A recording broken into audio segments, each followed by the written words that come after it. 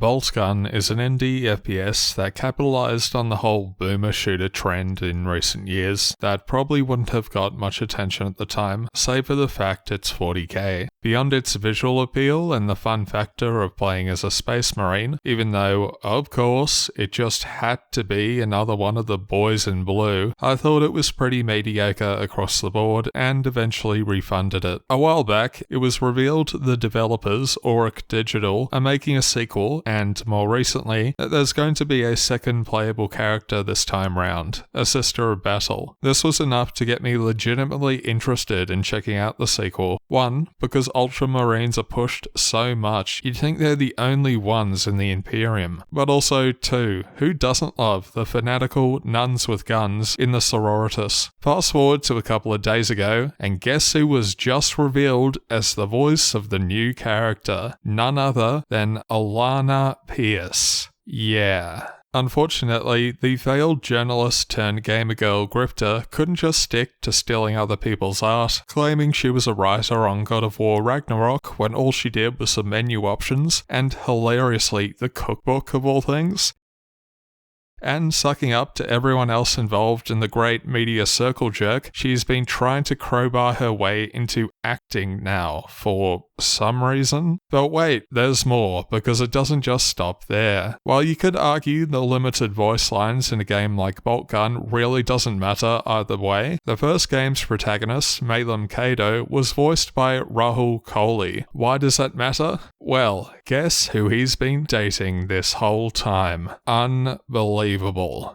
I recognize there's a certain level of irony in a guy who makes YouTube videos, as I also play the same game of engagement and whatever, criticizing these people. If that's a deal breaker for you, that's fine. But let's just make this clear up front. If you think I'm an influencer on any level, please, for the love of God, get that out of your head right now. I am not trying to be an authority on anything. I've never tried to push a narrative. I've never done sponsorships or paid promotion in any of these videos, and I've repeatedly gone on record that I never will. I'm just some random, no-name, completely insignificant guy throwing his opinion out there, and that's perfectly fine by me. Obviously, influencer culture is a problem that goes way beyond just games media, but it's specifically video games that I want to focus on here. Much like the astounding corruption in the rest of games media, let's use this opportunity to remind people there is no such thing as a game journalist. The ways in which these influencer, parasocial grifters will get into bed with anyone who throws them a bit of money is frankly revolting. You have that Maddie Plays guy who notoriously called Fallout 4 a, quote, near perfect game at release, and just had to co-op the RPG space, which means I have to see his stupid face pop up in recommendations all the time. He's spread his cheeks so many times now for basically any company that will throw him a bone, especially Bethesda. You can practically drive a freight train through it. At least he had the decency to remain in the lazy commentary and news content farm space rather than literally attaching himself to a game. Developers collaborating with or even hiring fans is nothing new, but let's come back to everyone's favorite Dragon Age The Veilguard and its community council for another infamous example. Carla Elizabeth, Uni Fadewalker, the cry-bully Scottish trans person that white knighted for Corinne Bush, Katie or Gil Dethalin, a lore channel that admitted she only started playing Dragon Age after Inquisition, JV, one of the more notable peak Slop YouTubers who used to shill hard for Ubisoft, and Ash, also known as Lady Insanity, are all among the council members that worked hard on advocating for the fans' voice in delivering one of the worst games ever made. They had a direct line of communication to BioWare and played a key role in giving feedback and shaping the game people eventually got. Let that sink in for a minute. Remember these names, remember these faces, because like parasites, these grifters simply move from one game to the next as they advocate for the elusive modern audience. Carla Elizabeth stumbled out a video full of hand-wringing and excuses trying to explain that Dragon CohhCarnage always changes. She has since attached herself to Exodus, where she apparently got another YouTube banned from a Discord server. Yini Fade Walker, like another spineless Bioware shill called Jackdaw, slinked away into obscurity and hilariously was pushing Bloodlines 2 recently. These are the people pretending to be real fans, remember? The ones that supposedly represented everyone, even if it was only to a tiny degree. Often when this kind of thing comes up, the excuse is, get that bag, queen, or it's just a video game, or you're just a hater, or some other bullshit. These people are scum of the earth, sold themselves out for either a bit of revenue or the biggest mistake of their life, having their name or alias in the credits of the most creatively bankrupt game ever made, with the full knowledge that everyone knows they had a hand in making it turn out that way, even if it was only to a tiny degree. Naturally, they've since distanced themselves and refused to take any accountability for Veilguard whatsoever. You sold out, and now you want to play the victim. Fucking cowards. Still, at least they're just fans, and as much of a parasocial and parasitic loser as these people are, they had some kind of investment in running the IP into the ground. When it comes to failed journalists turned content mills like Young Ye and Alanah Pearce, this is where the more insidious and, unfortunately, more successful or well-known grifter comes into play. Let's just ignore the whole games media discussion, since that's been talked about to death already, because these completely unremarkable, run-of-the-mill people that you could find a dime a dozen of on the rest of Twitch or YouTube began to leverage their recognition to pivot into higher roles, and for some reason, acting. Go watch that original video, because I go into more detail about how utterly insane it is that CD Projekt cast CohhCarnage and Alanah Pearce among other people simply for the brand recognition it would bring them. It's free advertising, after all. Even Rogue Trader wasn't immune to this, because Owlcat used the CohhCarnage guy again in voicing the Daring Male player preset. It's disgusting. I won't dig up the whole critical role discussion again. I've already gone into detail about Pillars of Eternity and Matthew Mercer being used to get RPG tourists to boost sales numbers in games like Fallout 4 or Baldur's Gate 3, but the fact people are cast based on nothing else beyond their e-celebrity status is just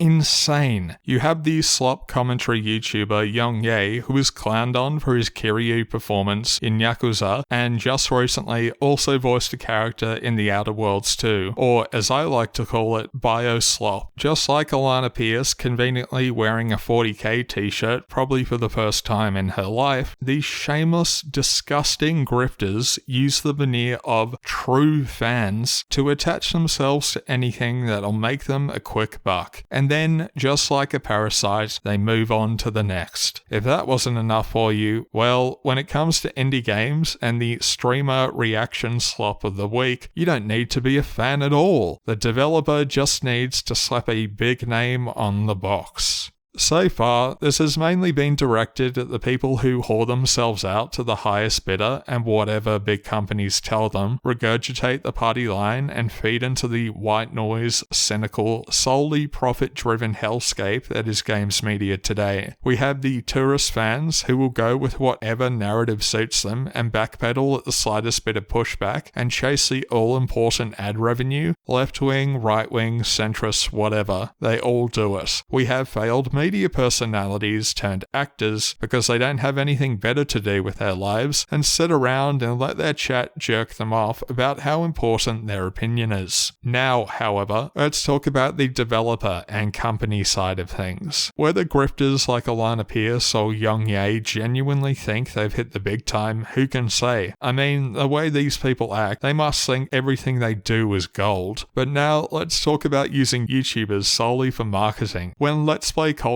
was taking off in the 2010s, it seemed like every streamer base or indie game of the week would throw in a quote by a certain Swedish YouTuber if he played their game. This is bad enough. I mean, it's not like Gardening Australia or Time Magazine would have been any more of an expert opinion, sure, but what I'm getting at here is worse. It's one thing for random YouTubers who think they're top shit and soulless products more than actual people to seek out working on games or use using their arbitrary number of followers or whatever on a social media page as somehow representative of expertise to land roles. It's a whole other thing entirely when companies actively seek out people for the sole purpose of getting some big name on the cover. By now, I'm sure you have a good idea what I'm getting at. I haven't played Dispatch, it doesn't interest me, I don't care, and I frankly never will. Telltale's empty box, fake choice and consequence formula ran out of steam about a decade ago, but that hasn't stopped everyone collectively glazing this new game. Maybe it genuinely is a masterpiece. Maybe it is the big reckoning, a threat to the gaming industry and AAA, and what all these thumbnails are no doubt telling you, just as they did with Baldur's Gate 3 and Clair Obscur and about a million other games before it. But let me ask you this, were two YouTubers really the best picks for the job? It gets even worse, because while looking up the rest of the cast to check as I was writing the script, Dispatch is yet another game that's hired the whole cast of Critical Role once again for some lazy brand recognition for people to drool over. But at least these people have some degree of acting experience. Do you expect anyone to believe this Penguin guy or Critical or whatever, who I've never watched any of his videos, or Sean or Jack, were the best possible people for the role? Of course not. They were cast solely for their reputation and brand recognition. It's no different to the fans who would slurp up liquid sewage if they knew it had Critical Role in it. What makes it worse is that people are celebrating Dispatch as yet another big creative risk and a wake-up call for the industry, except the studio behind Dispatch, AdHoc, has done the exact same thing as CD Projekt or BioWare before them. Random people on the internet have become just another part of the marketing cycle, especially when they know it'll come with millions of eyes on social media and through word of mouth to boot. Let's get some popular YouTubers to throw in the credits for good measure and reap the rewards, because people have become so conditioned by their frankly pathetic parasocial attachment they have to these people. Whether Jack or Critical or whoever are genuinely great people is besides the point. They must on some level understand that they're being used for purely cynical purposes. If they want to be part of the game or had a great time or just want the paycheck is besides the point. It's what the actual fuck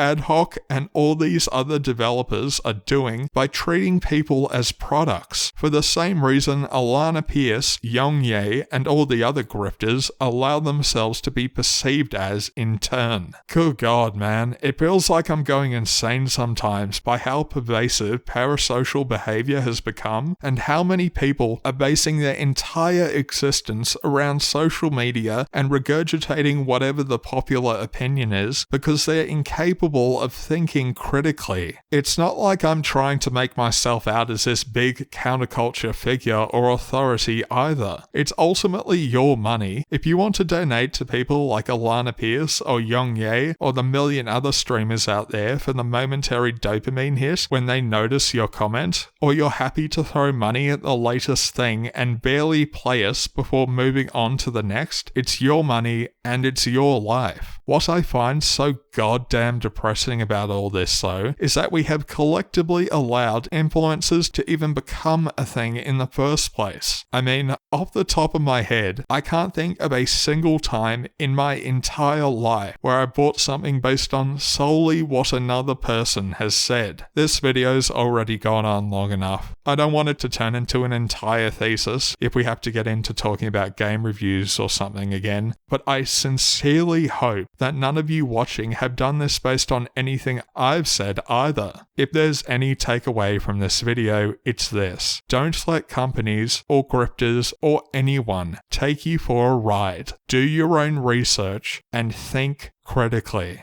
Guys, I just had a crazy idea. Hear me out, right? What if, and stay with me here, we actually hired people based on merit? What a novel idea! The fact anyone is stupid enough to fall for this and throw money at anything, the best example being crypto scams, because their favorite random-ass YouTuber that contributes nothing to society says so, is already a damning indictment on the state of humanity. Influencers are a plague. It doesn't matter what they're pushing, and it seems like it's only getting worse with time. So, what was the point of this video? Why does any of this matter? Was it just an excuse for me to go off on how ethically and creatively bankrupt the industry has become yet again? Well, no. Look, if you're the kind of person that loves someone on the internet, or one of these public figures yourself, more power to you. Whether you're just in it for the money, or you genuinely love whatever thing you're doing, great. But it's not just hate when someone dares to criticize the little kingdom you built up around yourself. Also, obviously it's not like this video is going to change anything either. I want to make it clear I'm not trying to cancel or harass or do any of that stuff to anyone. This is directed at you, the average Joe watching this video, and why it's so important to stop eating shit up just because other people tell you to. And the same goes for everything I've ever said. If you think I'm a grifter or a hater or whatever, that's fine. You're welcome to your opinion just as much as the rest of us. What I find so insidious about influencer culture is that people have stopped thinking for themselves and base their life around what another person believes. Again, this is the kind of discussion that could fill entire libraries, and it's not unique to gaming spaces by any means. But I guess to end this on a more positive or constructive note, if you want better, you should expect better, and don't just let people treat you as their wallet.